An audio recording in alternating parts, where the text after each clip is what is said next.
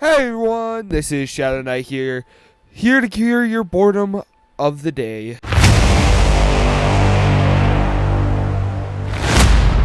In today's video, we are going from this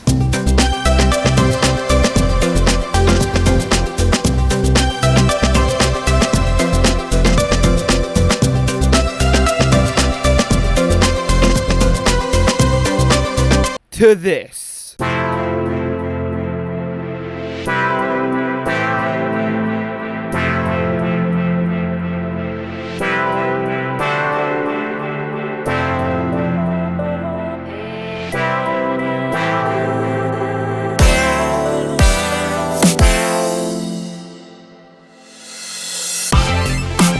This all started with me wanting to get new and better armor, like anyone else would. I mean, we just beat 2 bosses, and I feel like I'm getting outclassed already. So let's get more armor. So I went to Google, like a normal person would, and immediately went looking up armors. This didn't go well because everything went with light builds or magic builds, which clearly did not fit very well with my heavy, hard-hitting builds. Case in point. Then I found the god of all queens, the better armor than that one silver armor I really don't like, the clean rot armor that drops from clean rot knights. But due to the amount of brain rot I got from trying to get this armor set, I'm going to just say it's brain rot. I would like to quickly add that I got the helmet from off camera because, well, it wasn't dropping for 3 hours plus, and I was also just showing the game off to my younger brothers, and I just randomly got it. So, you know, I kind of got it that way. Sorry about that. Some of these other armors include the Combinary Knight gear, which is found in the Academy, and it was really easy to quite find because we're really close to it. As you can see, this clip's really short. Next armor is the Royal's Remain set, which is kind of cool, kind of not. I don't know. It's the I like to call it the skeleton armor. The way you find this set is to go to the village of Beniris. I'm going to put it up on screen right here. As you can see, I don't know how to pronounce this. If you can pronounce it, I don't care, because I can't pronounce it. And go past the site of Grace, which is right here. And there's this really annoying enemy, and I say annoying, I mean he really got under my skin, that wields fire, which, by the way, side note, if I ever get into PvP in Elden Ring, you guys will probably just mob me once I say this. But due to the fact that I am a heavy build, like normal heavy build and, you know, physical attacks like most things do, magic does a lot against me. It's my weakness. It's my one singular weakness. So anyway, after beating the fire dude, you go up here and hit the spot. The guy who appears gives you a medallion. After getting this medallion, you should travel to the Round Table Hold, which as soon as you get there, you get invaded. Which this guy was really easy for me because a lot of people just stagger when I hit them once. So as you can see, it was quite easy. It was simple. It was simple. Anyway, once you defeat him, you'll black screen, kind of. It'll reload the area, and then you go over where he was standing, and you can pick up that gear. Super cool.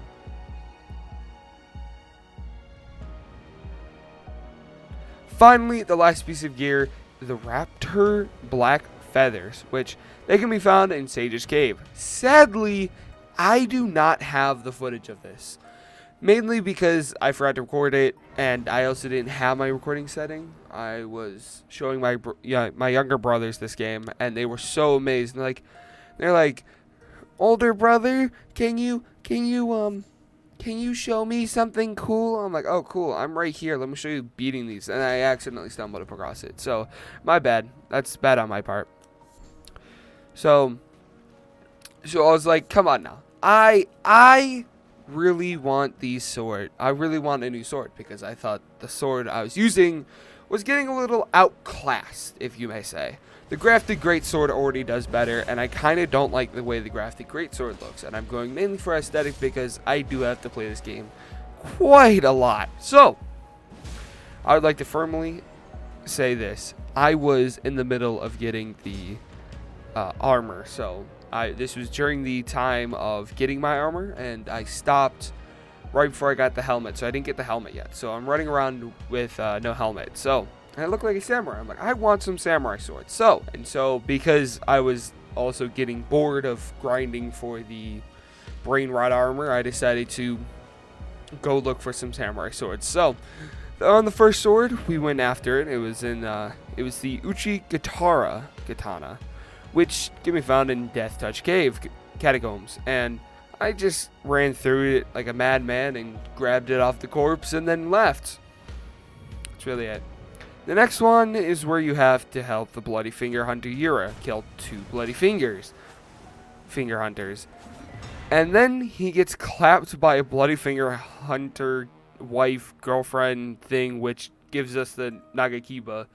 But, like, I mean, you could technically kill her to go get the double blade sword, but that does not fit the way I build, so I'm not going to go and get it, obviously. So the next part of this video revolves around the rune problem, where I don't feel like grinding for 20 plus hours to level up twice. Luckily, I thought of something better to do, and much more entertaining, you could say. You'll never believe this. Boss fighting. Yeah, boss fighting. That's what I decided to do. So, we're going to talk about some of the boss fights. So the first boss I took down, well, the first 2 was the Night Cavalries. By the way, there is no K in front. It is literally just night, like the night sky outside at night. So, that was a little dumb. So, anyway, both of them fell, and when I mean by fell, I mean they fell off their horse and I stabbed them. And that did tremendous amount of damage. So, on to the next one. This one's the Mad Pumpkinhead at Waypoint Runes. Sadly, this one wasn't too hard. I say this as it totally didn't beat my butt one time. After I beat the Great Pumpkinhead, though, I did meet the sorceress, Selen, who will sell us cantations, and I clearly bought them all. Who wouldn't buy them all? They were good cantations, but like I can't use them because I'm not a magic build. So, I mean, we'll see what happens. You never know. The next part is really, really simple. Entry Burial Watchdog. Super simple boss fight. Listen, okay? Listen. I'm going to dumb it down for you. Most of these boss fights are early phase. So, maybe before I beat Margaret the Fallen Omen, right after then, that's maybe when I should have killed them. But, like, since now I hit like a freight train, these were all really simple. Let's talk about the next boss, the Stone Digger Troll. This one is the best one that I personally think in rewards, because in reality, there was so much I got from this one. Like, getting to the boss fight and then killing the boss. So the first 2 items were so great. Let me talk about them. The first one was a lot of glintstone pieces, which glintstone pieces can be used to, upgrade swords and make them stronger, or any type of weapon type thing. So I really like them. And the second thing is the Roar Medallion. Now, hold on to that right now, because we're not at the part where I'm going to talk about the Roar Medallion. But just know, that is probably my most powerful thing I have right now in my arsenal. The next one, the next few ones, is the Grave Warden Duelist, the Guardian Golem, Black Knife Assassin, and I don't have really much to say about them. Because, again, I hit like a freight train, and they can't really get a good amount of hits when they're like on the ground and their stance and poise break. So, yeah. So, the next one's going to be a little bit hard to believe, but I do have the screenshot of the achievement. So, ready for this?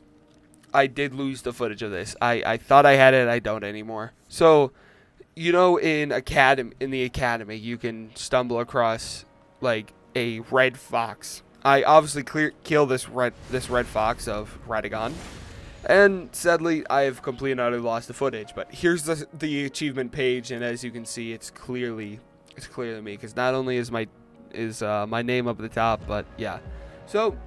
So since I did tell you about the Red Wolf of Radagon, I did decide to try and look around the academy and find places to grind out runes, because I didn't know about the bird or the boulder.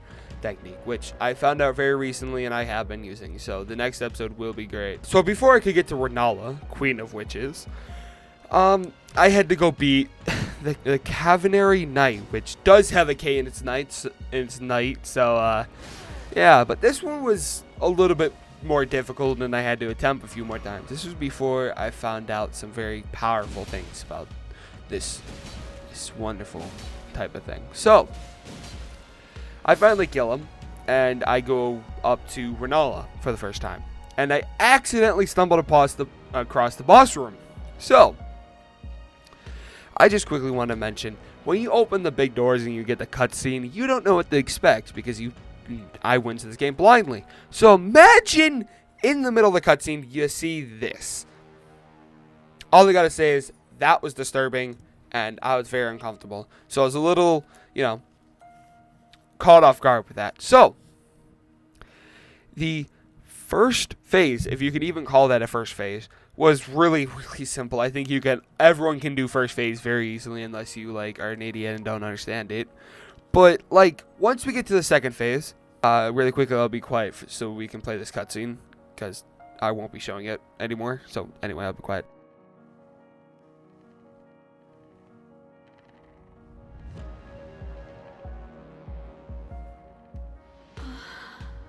My beloved, have no fear.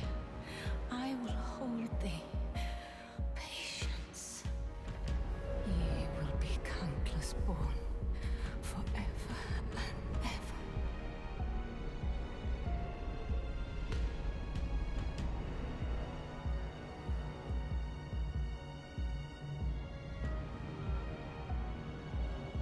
Upon my name is Rani the Witch. Mother's rich slumber shall not be disturbed by thee. Foul trespasser. Send word far and wide.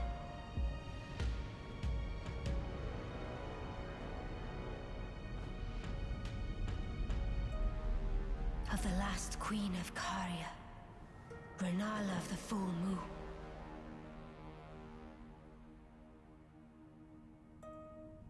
And the majesty of the night she conjureth.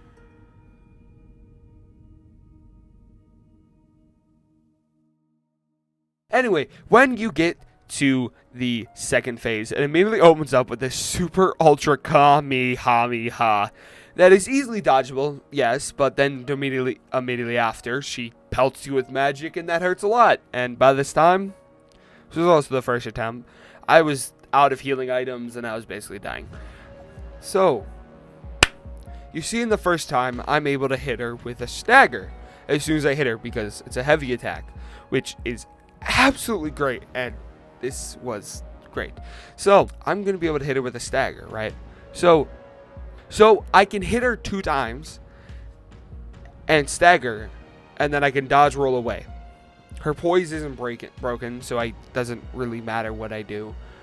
I just got to get away from her because it's way too much damage at this point. So this is after dying a few more times and getting tired of that. I decided to start Googling what some of the Ashes of War that I can put on the Greatsword can do. First one I find is the Roar effect, which, reading into it, I found out that it boosts stats. It boosts stats is what it does. But this, not only does it boost stats, I found out after reading for a little while, it does this special attack. And this attack does way more damage than a heavier attack because it's considered a charge attack. Now remember that Roar medallion? Well, guess what? It boosts this attack. So, I mean, just look at this. She's getting so much damage taken from her. Clean, right?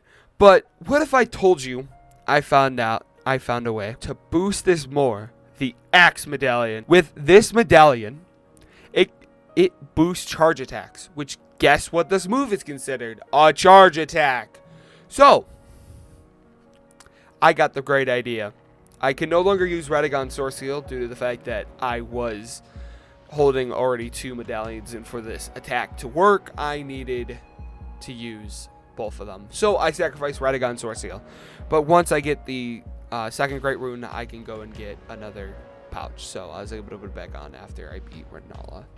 So, let me quickly state that with the Axe Medallion, the Roar Medallion, and the Roar status effect and buff, I could not only hit her twice and break her poise so I could use up all my stamina and then back away, it did over half of her health bar. I don't think you understand. I am considered late early game and right at the start of middle game. That's what all my friends say I'm at. So that is super broken, and like I don't know what else to say. It's just broken. I'm forgetting to mention something though.